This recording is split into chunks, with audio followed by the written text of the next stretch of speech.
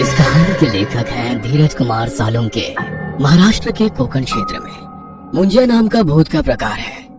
मुंजिया एक ब्राह्मण लड़के का भूत होता है जिसकी मृत्यु उपनयन यानी कि मुंजा होने के पहले ही हो चुकी होती है। वैसे तो छोटे बच्चों की इच्छाएं इतनी दृढ़ नहीं होती, लेकिन कुछ बच्चे जल्दी ही इच्छाओं के अधीन हो जाते हैं। और ऐसा ब्राह्मण बच्चा जिसकी कोई दृढ़ इच्छा अधूरी रह जाए, मरने के बाद वो मुंजा बन जाता है। मुंजा या तो पीपल के पेड़ पर वास करता है या कोई कुएं में। ज्यादातर मुंजिया लोगों को कोई तकलीफ नहीं देते, लेकिन कुछ ऐसे भी होते हैं जो लोगों का जीना मुश्किल कर देते हैं। अमावस की रात थी, सब तरफ अंधेरा और खामोशी छाई हुई थी, लेकिन गांव से बाहर तात्या साहेब पाटिल के बाड़े के आंगन में कुछ मंत्रों का जाप हो रहा था। 200 साल पुराने पीपल के पेड़ के नीचे कुछ खौफनाक रस्म हो रही थी। पेड़ के नीचे सोजर बाई, उसका पति तात्या साहब और उनके दो नौकर धनाजी और अनाजी और छोटी लड़की बंधे हुए हालत में एक काले पत्थर पर छाती के बल पड़ी हुई है। उसका मुंह बंद है। अनाजी उस लड़की को उस पत्थर पर दबाए खड़ा है और धनाजी के हाथ में कुल्हाड़ी है। उनके पीछे सोजर बाई अग्नि के सामने बैठी है और उसका पति उसके बगल में खड़ा तमाशा देख रहा है। हे तारणहार, मैं तुम्हें इस कुंवारी लड़की की भेंट चढ़ा रही हूँ। कुंवारी लड़की छटपटा रही है और चिल्लाने की कोशिश कर रही है।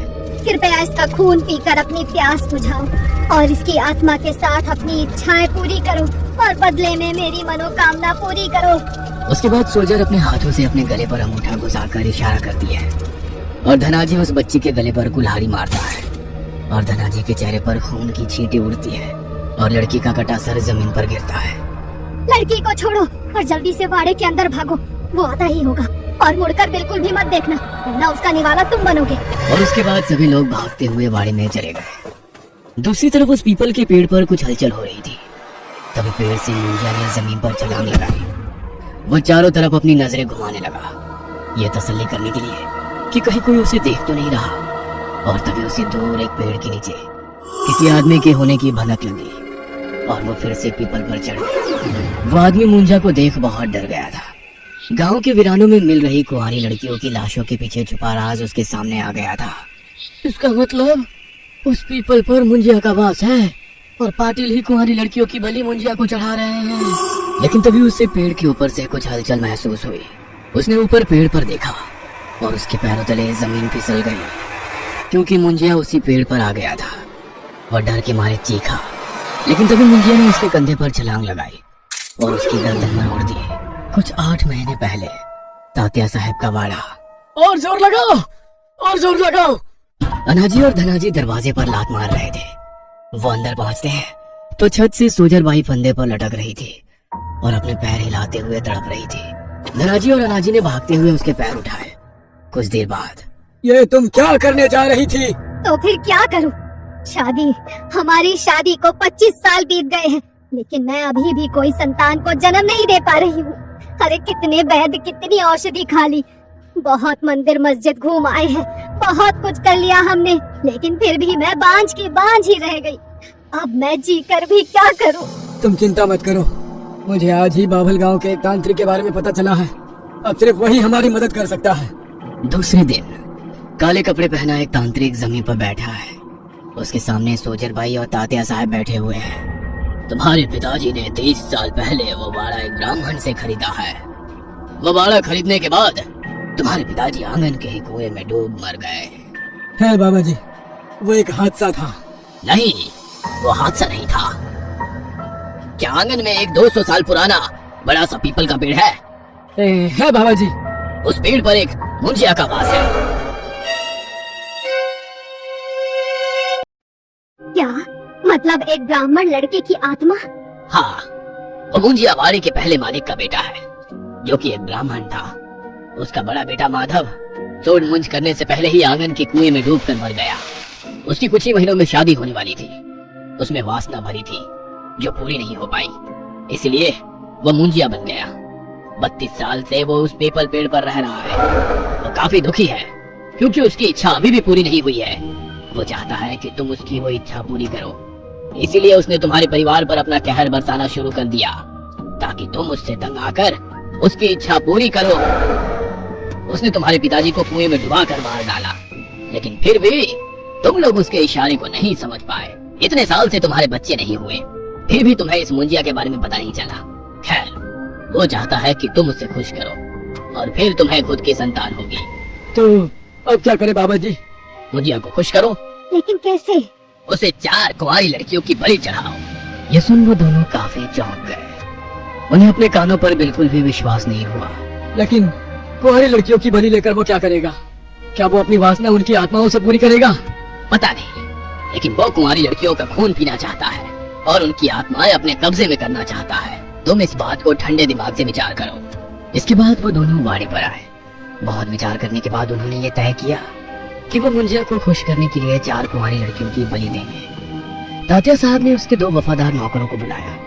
अनाजी और धनाजी दोनों सगे भाई थे और पीढ़ी पर पीढ़ी उनके खानदान के मर्द पाटिल के यहाँ नौकरी करते आ रहे थे। तात्या साहब ने उन्हें कुंवारी लड़कियों को उठाने का जिम्मा दिया और उसके बाद वो आदिवासी, गरीब गांव वाले और बंजरों की कुंवारी बच्चियां उठाने लगे। उन्होंने चौथी बलि चढ़ाई, लेकिन उसके 3-4 महीने बाद भी सोजरबाई पेट से नहीं हो पाई। ये देख वो फिर से तांत्रिक के पास गए। तब तांत्रिक ने कहा कि मुंजिया अभी खुश नहीं हुआ। वो तुम्हारा उसके प्रति पूरा समर्पण चाहता है और चाहता है कि तुम उसे तब तक कुंवारी लड़कियों की बलि चढ़ाओ जब तक वो खुश ना हो जाए।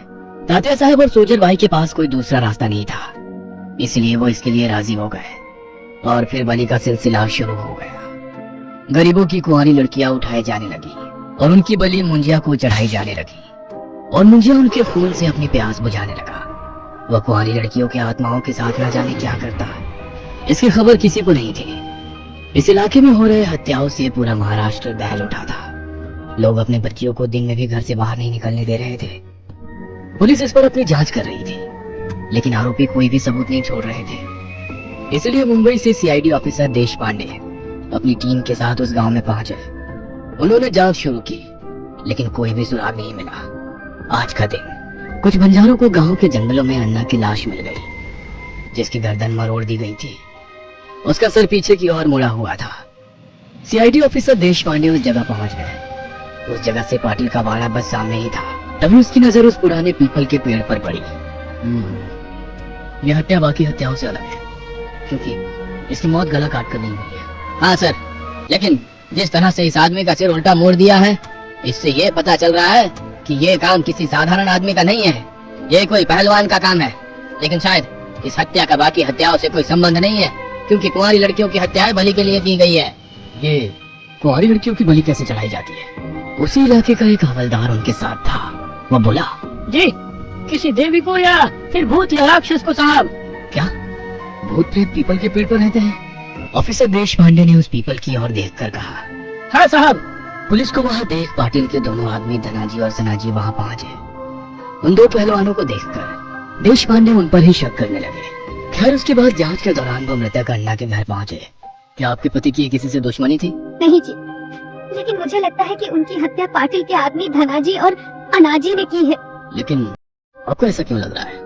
क्योंकि कुछ दिन पहले उन्होंने मुझसे कहा था कि एक रात जब वो खेत से लौट रहे थे, तब उन्हें रास्ते में अनाजी और धनाजी जमीन खोदते हुए दिखे थे।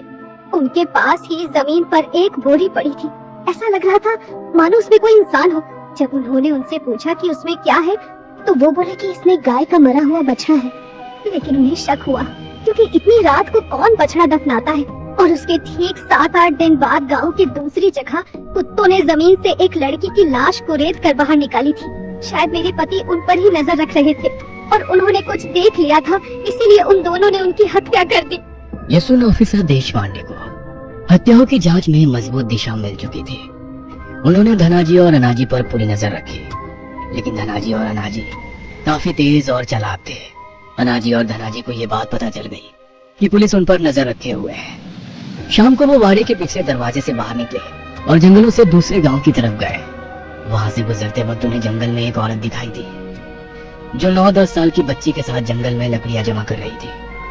अनाजी ने चुपचाप पीछे से जाकर उस औरत के सिर में लाठी मारी और औरत बेहोश हो गई। उसके बाद अनाजी ने बच्ची का मुंह दबाकर उसे उठा लिया और उसे बाड़ी में ले आया। रात हो चुकी थी, सब तरफ अंधेरा छा गया था। रात के 12 बज रहे थे। मालकिन, एक बार फिर से सोच लो, पुलिस वाले पर नजर रखे हुए हैं। अगर आज हम बलि चढ़ाएंगे तो पुलिस हमें रंगे हाथों पकड़ लेगी। मुझे मुंजिया के प्रति समर्पण दिखाना है। अगर पुलिस वालों से डरकर मैंने बलि नहीं चढ़ाई तो मुंजिया गुस्सा हो जाएगा और मेरे सभी किए कराए पर पानी फिर जाएगा। हम रुक नहीं सकते। अगर पुलिस बीच में आती भी है तो भी हम बच्ची की बलि चढ़ाएंगे। ऐसा कहकर वो लोग बच्ची को लेकर आंगन के पीपल के पेड़ के नीचे आ गए और उन्होंने तेजी से बलि की विधि शुरू कर दी।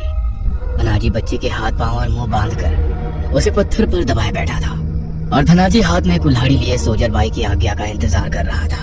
हे मुंजिया, मेरे तारणहार, इस कुंवारी बच्ची की बलि स्वीकार करो। वो आगे बोलने ही वाली थी कि तभी रिवॉल्वर से गोली चलने की आवाज आई। ऑफिसर देश पांडे वहाँ अपनी टीम के साथ पहुँच गए थे। रुक जाओ वरना मैं गोली चला दूंगा। ऑफिसर देश पांडे धनाजी पर दूर से रिवॉल्वर रोकते हुए बोला, मुझ पर कृपा करो मुंजिया। धनाजी काट दो। और तभी धनाजी ने कुल्हाड़ी हवा में उठाई।